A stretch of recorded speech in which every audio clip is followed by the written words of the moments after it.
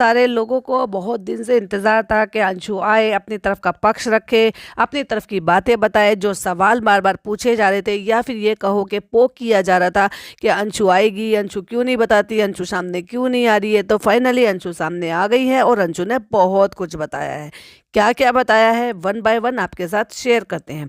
Hi friends, welcome back to my channel. Channel में new है तो चैनल को सब्सक्राइब कर ले और साथ ही साथ बेल आइकन प्रेस कर दे, जिससे कि हमारे आने वाली वीडियो की नोटिफिकेशंस आपको पहले ही मिल जाए। सबसे पहले तो उसने बड़ी ही समझदारी के साथ ये कहा कि एक घर में हजार बातें होती हैं, हजार लड़ाइयाँ होती हैं, हर जरूरी नहीं है कि हर चीज़ को सोशल मीडिया पर लाया जाए। बिल्कुल करेक्ट।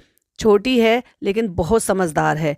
जो बात कही है ना, बहुत गहरी बात है और बहुत बड़ी बात है समझदार के लिए। वहीं आगे वो ये भी कहती हुई नजर आई कि एक एक टॉपिक कर कर अगर ये कंट्रोवर्सी करोगे तो मैं इन सब में नहीं पढ़ने वाली, क्योंकि मुझे उसमें कोई भी इंटरेस्ट नहीं है, क्योंकि मेरे पास अपने ही बहुत सारे काम हैं। एक दिन में ही खत्म करो जो कुछ कहना है, 1 to 1 बात करके। ये रोज रोज का एक एक टॉपिक मत उठाओ। और वहीं वो ये भी कह पा रही है कि मैं ये सब कुछ कर रही हूँ और आज मैं ये लास्ट टाइम कर रही हूँ, उसके बाद मैं कोई आपके लिए वीडियो नहीं बनाऊंगी, कोई भी क्लैरिफिकेशन देने में नहीं आऊंगी, क्योंकि नहीं है भाई उसके पास इतना टाइम कि वो आके हर एक बात का, क्योंकि हर छोटी छोटी सी बात यहाँ से उठाई जाती है, दूसरी तरफ से पक्ष मांगा जाता है। अब भाई वो पढ़ेगी, अपना काम करेगी या ये सारी चीज़ों में पड़ी रहेगी। इवन अगर वो उसको सिर्फ यही सब कुछ करना होता तो उसके डेली डेली के व्लॉग आते, पर उसने अपनी तरफ का पक्ष रखा है कि उसमें इन सब चीज़ों में उसको बिल्कुल भी इंटरेस्ट नहीं है। और ये जो रिकॉर्डिंग लीक की गई थी, पहले लीक कर दी गई फिर उसको हटा दी गई, लेकिन उसको हटाने का कोई मतलब नहीं बनता, क्योंकि यहाँ पे इतने लोग ताक लगा के बैठे होते हैं कि जैसी वो चीज़, कोई भी चीज़ अपलोड होती है, फटाक से उसकी कॉपियाँ हो जाती हैं। और वो इतनी कॉपियाँ हैं कि इवन मैं भी बताऊँ कि मैंने ये जो लाइव उन्होंने डाली थी, और मुझे वो लाइव में, मैं रात को एक लाइव में गई थी, तो उन्होंने जो है लाइव में थोड़ी सी रिकॉर्डिंग सुनाई थी, लेकिन उससे पहले तो वो शायद कहीं अपलोड की थी, वो मुझे भी नहीं पता चल पाई। लेकिन मैंने जैसे लाइव करके डाला तो वो भाई मुझे मिल गई। मतलब कहने का, रिकॉर्डिंग के नाम पे पूरी रिकॉर्डिंग किसी ने डाउनलोड की हुई थी और वो मुझे पूरी सुनने को मिल गई।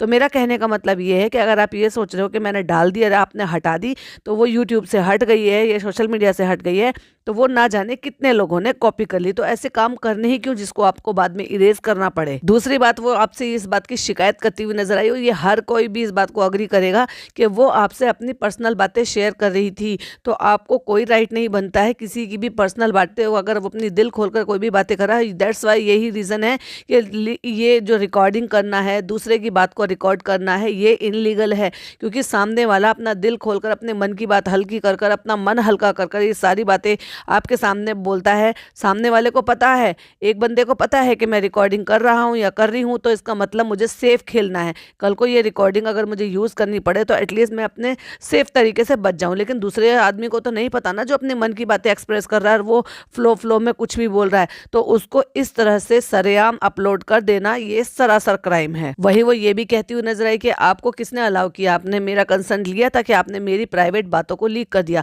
ऐसे ही आपने उनकी प्राइवेट बातों को लीक कर दिया। ऐसे ही उन्होंने, जब आपके लैपटॉप पे या पीसी पे या व्हाटएवर, जहाँ पे भी मैकबुक था, उसमें आपके, उसमें इसका व्हाट्सएप लॉगिन था, तो ये आपका, ये हिस्सेदारी बनती थी कि आप कोई भी चीज़, किसी की भी प्राइवेट चीज़ों को ऐसे उजागर ना करें।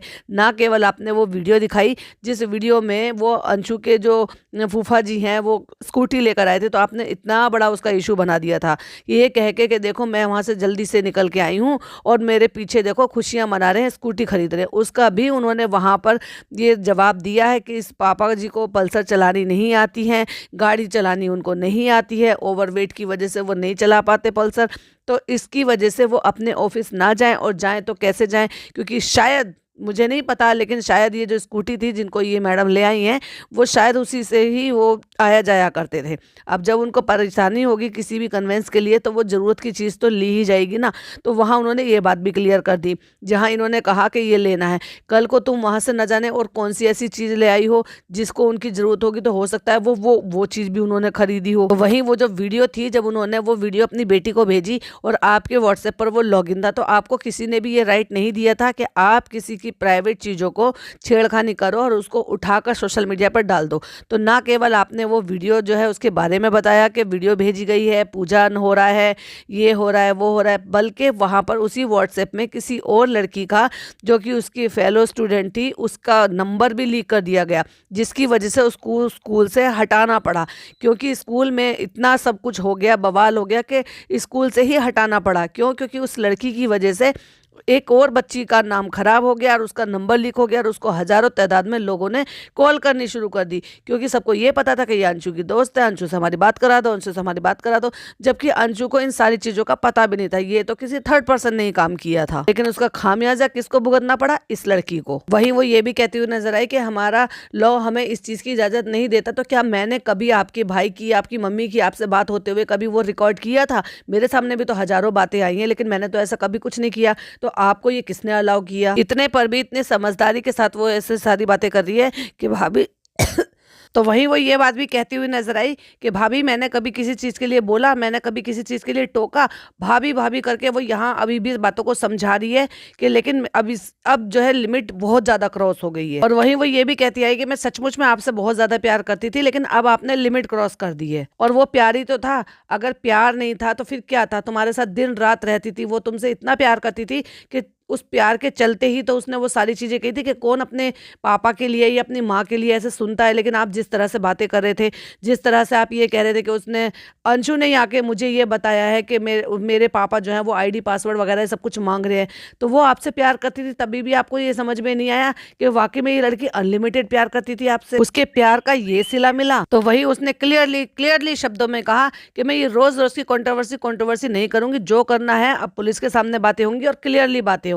क्यों ये रोज रोज का यूट्यूब पर अपलोड करना है? क्यों ये यूट्यूब पर ही बात करनी है? वहीं उन्होंने इस बात को भी क्लियर किया कि आपने जो इतना बड़ा इल्जाम लगाया पापा पे, मुझे तो उस बारे में कुछ पता ही नहीं है, और अगर आपको इसी तरह से ये प्रॉब्लम हो रही थी तब आपने अपनी मम्मी पापा को क्यों नहीं बताया? तो क्योंकि मैं तो उस टाइम पे 13 साल की थी, मुझे तो कोई ज्यादा चीजों का पता भी नहीं था। तो आपने अपनी मम्मी पापा से क्यों नहीं कहा? वो अपनी बेटी को इस सारी प्रॉब्लम से बाहर निकालते, ना कि केवल वहां पे दोबारा से उसी घर में फिर से शादी कराने के लिए, फिर से टॉर्चर होने के लिए छोड़ दिया होता। वहीं वो ये भी कहती हुई सुनाई दी कि ये सारी चीजें हमने तो कभी नहीं सुनाई दी, ये चीजें आपको कहां से सुनाई दी कि ये वही पापा के बारे में जो ये सारी चीजें हो रही थी? क्योंकि आगे वो जो बोल रही है वो बिल्कुल सही बोल रही है कि अगर आपको उस घर में इनसिक्योर फील हो रहा था तो फिर आप अपनी मम्मी पापा को बोलते, वो आपकी शादी जो है वो दूसरी शादी भी उसी घर में नहीं कराते और वो वहां पे आपको नहीं रहना पड़ता। अगर आप ये सारी चीजें बोलते तो क्या वो आपको इन सारी चीजों से आउट नहीं कर लेते, बाहर निकाल लेते? फिर क्यों उनकी आपकी मम्मी ने तीसरे दिन ही ये कह दिया कि इनको चूड़ी पहना दो? और यहाँ पे चूड़ी पहनाने का इन द सेंस ये था कि जो कि हमें हमारी जो है स्नैपी गर्ल ने ये भी बोला था कि ये चूड़ी पहनाने का वो था कि वो तो मेरी मम्मी ने पहनाया था। भाई चूड़ी पहनाने के दो मकसद होते हैं, सीधी सी बताऊं, इन्होंने उसको बिल्कुल घुमा फिरा दिया और उसका बिल्कुल महत्व ही बदल दिया। एक होता है चूड़ी पहनाने का मतलब ये है कि वापस से उसको फिर से सुहागन बना देना, और एक इसका मतलब होता है कि चूड़ी मतलब नंगे हाथ हैं ऐसे ही चूड़ी पहना देना, और वो भी कम से कम 13 दिन से पहले तो ये सारी चीजें सोची भी नहीं जा सकती थी। तीसरे दिन लाइक सीरियसली? वही वो आगे ये बताती है कि मैं मानती हूँ कि भाभी ने अपना कुछ सब कुछ खोया है, लेकिन क्या वो हमारे कुछ नहीं लगता था? क्या वो भाई नहीं थे किसी के? क्या वो किसी के बेटे नहीं थे? वहीं आगे वो ये कहती है कि आपकी मम्मी को इतना भी वेट नहीं हुआ था कि वो तीसरे दिन ही ये सारी चीजें बोल पड़ी वहां पर। वहीं उन्होंने रिकॉर्डिंग के बारे में भी बोला कि आपने एक पक्ष रखा और आपने रिकॉर्डिंग डाल दी, लेकिन कम से कम सामने वाले को अपना पक्ष रखने की नौबत आनी चाहिए थी, लेकिन वो है ही नहीं, इस दुनिया में ही नहीं अपना पक्ष रखने के लिए। तो जो हो गया था, जो बीत गया था, तो उस पे मेरे हिसाब से तो वो नहीं अपना अपलोड करना चाहिए था। अगर वो तुम्हारे साथ कुछ भी था, गलत था, तुम्हारा पास था, तुम्हारा गंदा पास था, तुम्हारा दुखदाई पास था, मैं उनकी बात को बड़ा करती हूँ, तो कम से कम आपने उसके बाद 1.5-2 साल तो और ज्यादा प्यार मोहब्बत में वो सारी चीजें निकाली थी। तो क्या वो जो गंदा पास्ट आपका 2-1.5 साल पहले था, तो क्या उसको भुलाया नहीं था इस बीच में? क्या वो जो प्यार मिला था उसमें वो भारी नहीं पड़ गया था? वो जो तुम तो बड़ी कहती थी कि भाई मैं बहुत ज्यादा खुश हूँ, राजवीर जी से मुझे बहुत ज्यादा प्यार मिला था, तो अब जब वो 1.5-2 साल ये प्यार मिलने के बाद और उससे पहले आपने वो यातनाएं सही थी, तो ये सारा टाइम मिलाकर ये इस टाइम पर वो पुराने दर्द को कुरेदने से क्या मतलब था?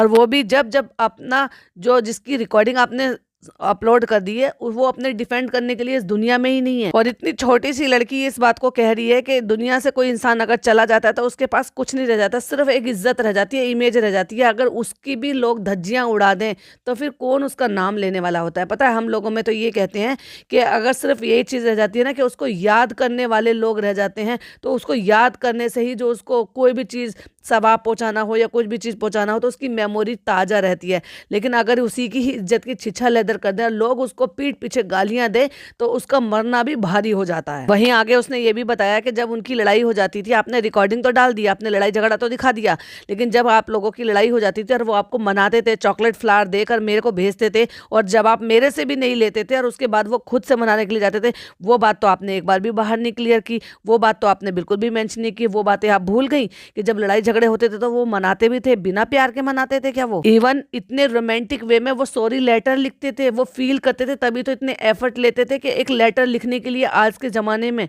या चलो मान लिया 3 साल पहले के जमाने में भी वो लेटर वगैरह सब कहाँ होते थे, मोबाइल का जमाना आ गया था। लेकिन इतने पर भी वो बंदे जो है एफर्ट लेते थे, मनाते थे, तुम्हें चॉकलेट फ्लावर ये सब देते थे, सॉरी लेटर लिखते थे। वो तो कभी आपने मेंशन नहीं किया कि इतना सब होने के बाद ये भी किया करते थे, बिना प्यार मोहब्बत के किया करते थे। अगर कोई इतना ही बुरा था तो कोई इतना बुरा इंसान तो ये नहीं कर सकता। वहीं उन्होंने एक सवाल भी पूछा है अपनी भाभी से कि मम्मी के यहाँ पे चोट लगी हुई थी, नील लगा हुआ था, उसके बारे में तो आपने कभी कुछ नहीं कहा, उसके बारे में भी बताओ, कभी खुलकर बोलो उसके बारे में कि मम्मी को कैसे चोट लगी। वहीं वो कहती है कि आपके फोन में आज भी उस चीज के फोटो होंगे कि यहाँ चोट लगी थी, माथे पे चोट लगी थी, नील पड़ा हुआ था, वो मम्मी को चोट है कैसे लगी। कहती है आपने उनके साथ ये क्या करवाया, तो ये क्या चीज थी हमें भी जानना है। माथा उनका पिलर में लग गया, हाथ पे नील पड़ रहा है, तो क्या मार पिटाई हुई थी या किसी के थ्रू ये सारी चीजें हुई थी? क्या उसमें भी वो इनकी भाभी इन्वॉल्व थी जो वो अपनी भाभी से इस तरह से सवाल पूछ रही हैं और कह रही हैं कि वो ऊपर से कैमरे में से, टीवी में से उनको देख रहे थे वो सारी चीजें होते हुए और उसके बाद भी नहीं टोका? तो भाई ये क्या चीज है? आओ और आप जवाब दो इन चीजों के। जब तुम सवाल उठा सकती हो, जब तुम पे सवाल उठाए जा रहे हैं तो आओ और उनको क्लियर करो। वहीं वो आगे बताती है कि एक विडो औरत आपको समझाने के लिए आई थी तो उसके साथ इतना बदतमीजी, इतनी बदसलूकी की उसको, उनको भी ये कह के भगा दिया कि निकल जा तू मेरे यहाँ से घटिया औरत। वहीं जो इन्होंने सवाल उठाया था कि अगर मेरे बहन भाई ने उसको बैड टच किया था तो वो मेरे घर क्यों आती थी, उसका भी उन्होंने रिप्लाई दिया है। उन्होंने भी ये कहा है कि जब ये मेरे साथ हुआ था तब तक नहीं हुआ था जब तक मेरे भाई जिंदा थे, लेकिन जब मेरे भाई नहीं थे और उनकी इतनी हिम्मत बढ़ गई और उसके बाद से मैंने इनके साथ जाना बंद कर दिया और उनके घर में उसके बाद कभी भी नहीं गई। और ये बात मैंने भाभी को भी बताई थी, वो तो सरेआम सबके सामने खुलकर बोल दिया कि हाँ मैंने भाभी को ये सारी बातें बताई थी और उसके बाद मैं इनके घर कभी नहीं गई। वहीं वो आगे ये कहती है कि आप यहाँ पर आकर सोशल मीडिया पे ये सारी चीजें पूछ रहे हो, आपको सब पता है। जब आपको सब पता है तो यहाँ सोशल मीडिया पे क्यों पूछ रहे हो? ये व्यूज के लिए पूछ रहे हो? क्या मुझे दिख नहीं रहा कि जो कुछ हो रहा है वो व्यूज के लिए हो रहा है? जहां भी व्यूज डाउन हो गए तो आपने फटाक से ये कंट्रोवर्सी करनी शुरू कर दी। वहीं वो आगे ये कहती है कि आप पूरी दुनिया को पागल बना सकते हो कि आपको ये नहीं पता, वो नहीं पता, आपको सब पता, आप सब चीजों के प्रूफ रखती हो अपने पास। वहीं उन्होंने अपने जो बैक में लगी थी उसके बारे में भी बताया। जब ये हमारी इनकी भाभी से पूछा गया था किसी लाइव में तो उन्होंने कहा कि उसको जो चोट लगी थी वो स्कूटी से गिरकर लगी थी और वहीं लड़की ने ये बताया कि मुझे जो चोट लगी थी वो इनके एंगर इशू की वजह से हुई है और भाभी की वजह से मुझे चोट लगी है। वहीं उन्होंने ये भी कहा कि ये जो एंगर इशू है उसके साथ ये चलते हुए मेरे साथ ही नहीं, ये मोनू भैया के साथ भी हुई थी, यानी कि उनके जो सेकंड हस्बैंड है उनके साथ भी ये सारी प्रॉब्लम हुई थी। वहीं वो ये बता रही है कि वहां वो आपसे लगी थी, पॉइंट टू बी नोटेड, वो वहां पर आपसे लगी थी और मेरे जो कमर में जो लगी थी उसके बाद मैंने मम्मी से झूठ बोला और ये कहा कि जीने से गिर गई। उनको यकीन नहीं हुआ था कि तू कुछ छुपा रही है, जीने से तो तू नहीं गिरी है, जीने से तो गिरकर नहीं लगी है। तो यहाँ अंशु ने झूठ बोलकर ये कहा था कि जीने से गिर गई हूँ और हमारी जो इनकी भाभी हैं उन्होंने क्या कहा था कि स्कूटी से गिरकर उसके चोट लगी थी। वहीं वो आगे ये भी कहती हुई नजर आई है कि मुझे यकीन नहीं था कि मुझे कभी जिंदगी में ये सारी चीजें सोशल मीडिया पर आकर बतानी पड़ेगी, लेकिन आपने मुझे मजबूर कर दिया है, या तो तू आके बोल या तू मर जा, आपने मेरे पास कोई और ऑप्शन ही नहीं छोड़ा है। वहीं वो आगे ये कहती है कि मैंने पहले भी आपको कहा था कि अपने एंगर इश्यूज पे काम करो क्योंकि आपके एंगर इश्यूज इतने ज्यादा बढ़ जाते हो कि आप जो है आप ऐसे बाहर हो जाती हो और आप क्या करती हो आपको खुद को भी नहीं पता होता। वहीं उन्होंने ये भी बोला कि आपने मेरे पापा के लिए इल्जाम लगाया कि उनको प्रॉपर्टी चाहिए, तो मैंने आपसे कहा था कि जब मेरे पापा वहां पर आए थे वो रिकॉर्डिंग मुझे चाहिए, वो रिकॉर्डिंग तो आपने दी नहीं और न जाने क्या क्या आपने अपलोड कर दिया। और वहीं आगे वो ये भी बात कहती है कि अगर आपके पास वो रिकॉर्डिंग नहीं है तो मेरे पास है, क्योंकि सबके पास होती है, तो आप कहिएगा तो वो रिकॉर्डिंग मैं आपको दे देती हूँ। वहीं उस लड़की ने लास्ट में ये भी कहा कि ये कंट्रोवर्सी में मैं नहीं आना चाहती हूँ क्योंकि मैं अपना मुंह नहीं खोलना चाहती हूँ। वहीं वो आगे ये भी कहती हुई नजर आई कि मैं नहीं चाहती कि कोई भी चीज खराब हो, क्योंकि घर की चीजें थी, साथ में रहते थे तो बहुत सारी बातें थी, तो ऐसे नहीं है कि गलती सिर्फ एक तरफ की होती है, दूसरी तरफ की कोई गलती नहीं होती है। तो ये सारी चीजें मैं यहाँ नहीं लाना चाहती थी, लेकिन आपने मुझे मजबूर कर दिया ये सब चीजें यहाँ लेकर आने के लिए। अब उससे भी ज्यादा अगर कोई प्रॉब्लम है तो भाई पुलिस में जाओ, अब जो भी बातें होंगी वो पुलिस थाने में ही होंगी। वहीं उन्होंने ये भी बताया कि मैंने FIR कर दिया द रोड चैनल की, क्योंकि उस पर इतनी सारी एक्टिविटी हो रही थी, उस पर नंबर भी था, तो उसने अपनी तरफ से ही अपना क्लेरिफिकेशन दे दिया है कि मैंने FIR कर दी है। जब चीज़ें निकल कर आएंगी तो ये सारी चीज़ें साबित करती हैं कि भाई देखो मैंने ये FIR कर दी है, क्योंकि मेरी तरफ का पक्ष हो ही नहीं सकता, क्योंकि अगर कोई गलत होगा तो वो ये स्टेप तो नहीं उठाएगा। दूसरी बात, इनके फादर इन लॉ ने भी ये सारी चीज़ें उन्होंने भी किया है, अपनी तरफ से उन्होंने भी FIR की है। तो अब देखने वाली बात यह है कि इसका नतीजा क्या निकल कर आता है और क्या पता चलता है। जितनी बातें होंगी वो कोर्ट में होंगी, उन्हें यहाँ यूट्यूब पर लाने का मतलब क्या है। आगे वो यही बताती है कि अगर आपको यूट्यूब चलाने का इतना ज़्यादा शौक है तो मैं आपको ये कहती हूँ कि ना मेरा नाम लो, ना पापा जी का नाम लो, ना मेरी फैमिली का नाम लो, ना किसी का नाम लो, ना मेरे भाई का नाम लो, और अपने दम पर अपना चैनल चलाओ, क्योंकि ये कंट्रोवर्सी करके व्यूज लेना बंद करें। वहीं वो आगे कहती है ना अंशु, ना धीरू भैया, ना मम्मी पापा, ना मेरे यहाँ वाले मम्मी पापा, किसी का भी नाम मत लो, सास ससुर, कुछ भी नहीं, कोई भी कंट्रोवर्सी मत करो, सिर्फ और सिर्फ अपना कंटेंट डालो। अपना डालो ना, वो गाड़ी के बारे में डालो, अपने इंसिडेंट्स बताओ क्या हुआ था गाड़ी से। हमें सब पता होता है, एक ही फैमिली में रहते थे, एक ही फैमिली मेंबर है, तो सब पता होता है, कोई भी चीज छुपी हुई नहीं होती है। आगे उसने बहुत ही ज्यादा समझदारी दिखाते हुए उसने कहा कि अब आपकी लाइफ में जो होता है वो सिर्फ आप अपनी लाइफ देखो, मेरा पीछा छोड़ो, अब मेरे पीछे पड़ना बंद करो, मेरा नाम लेना भी बंद करो। और बहुत ही समझदारी दिखाते हुए उसने ये भी कहा है कि ना ही मुझे हेट कमेंट से फर्क पड़ता है, ना ही मुझे हेट से फर्क पड़ता है, मैं अब ढीठ हो चुकी हूँ, मुझे वाकई में आप किसी भी चीज से फर्क नहीं पड़ता, ना उन लोगों से फर्क पड़ता है जो एक तरफा बातें सुनकर यहाँ पर कमेंट लिखने के लिए आ जाते हैं। इतनी समझदारी दिखाकर उस लड़की ने ये बोला